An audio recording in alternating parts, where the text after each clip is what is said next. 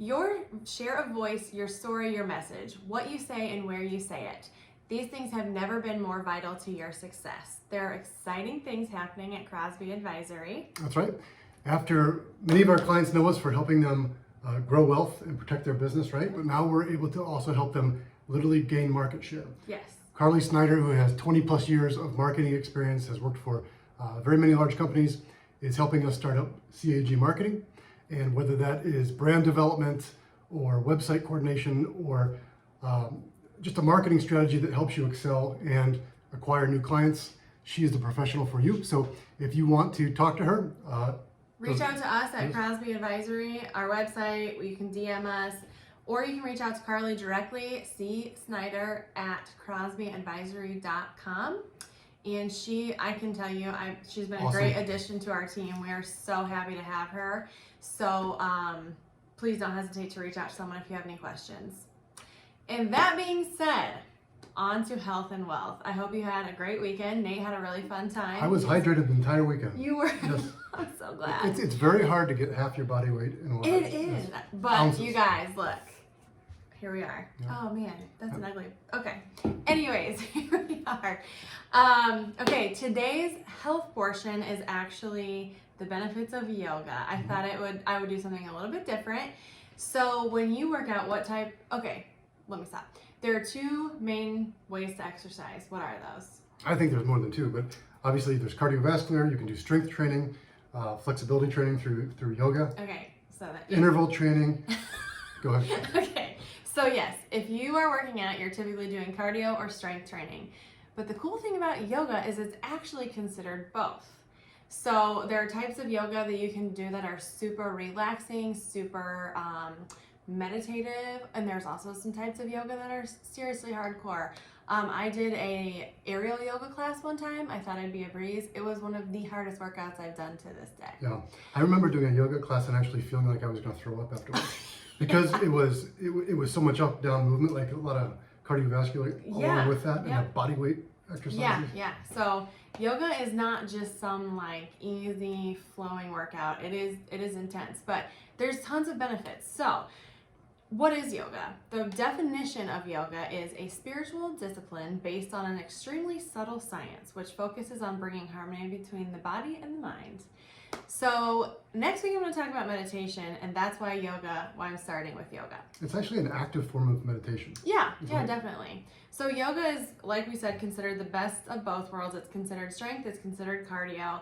I know that I don't put yoga into my workout routine as much as I should, but I can tell you when I do, I feel great. Do you have a favorite yoga pose? Do you think there's one that's... Of course, the downward dog. That's mine too. It's everybody's. I just asked Julie too, and she's like, down dog. It is. It stretches your back. There's actually one that's called the child pose. Oh, that's good too. That also helps with your lower back. Yep. Love child's pose. So anyways, it's not only good for your muscles, it is good for your bones because it helps with bone density. Did you know that?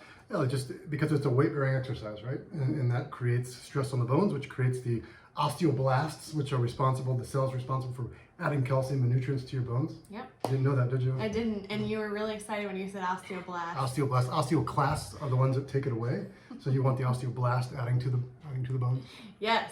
It also increases blood flow, improves posture, improves strength and flexibility, improves balance. And I'm going to keep this one pretty short, but it's very good for your mental health. There's a meditative aspect to yoga, hence we'll be leading into meditation next week.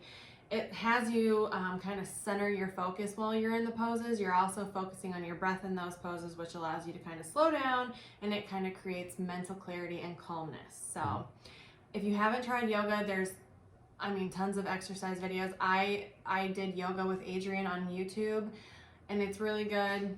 I'm going to say next, Peloton has a great yoga program. So there's tons of ways to get that. And we also have a yoga studio up the street in Ashland. I hear great things about them. So check it out. Yeah.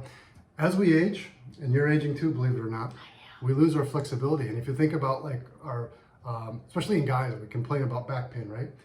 A large percentage of back injuries come from inflexibility of the hamstrings, right? Because it's pulling on that pelvis, right? Mm-hmm. And it's creating an imbalance of the muscle. So Yoga is something that I agree with you. I try to add it to my routine. I try to do it more and more as I get older because you realize that you begin to lose that flexibility. Yeah. So check it out. If you do, we'd be curious and to see how you liked it. Macy, before we go into my segment, can we announce the winner? We did a trivia question. Oh yeah, we did a trivia question last week, and the trivia question was, what is the equation for getting the ultimate hydration? Ultimate hydration, I like it. And that answer is half of your body weight in ounces. So who was the winner? Kathy Pato. Yes. Congratulations, Kathy. Get with us and we'll walk you, or we'll get with you on what prize you'd like. Nice. So what I want to talk about today is there's an old saying out there that says there's a bull market somewhere. And if you pay attention, what that means is a bull market is a rising market, a bear market is a declining market. And so why is that? Well, because bulls tend to attack with their head going up, right? And bears tend to claw down, right? So that's where that came from.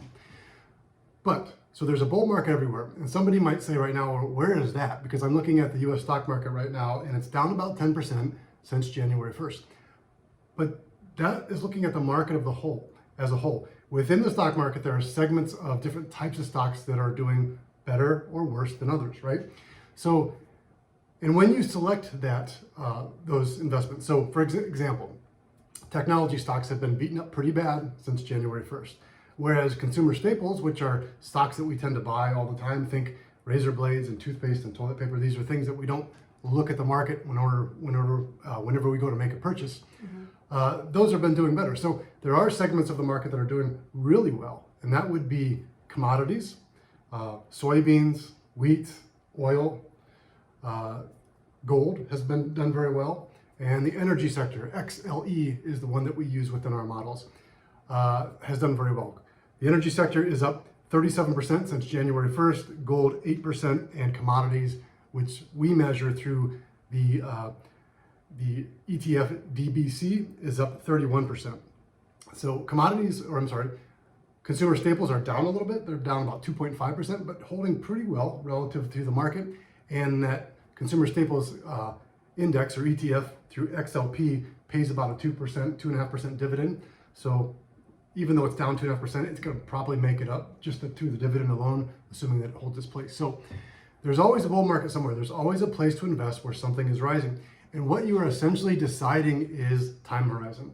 If I have a short time horizon, I'm in energy right now, and I'm in gold, and I'm in commodities, I'm in things that are increasing in value and getting more expensive, right?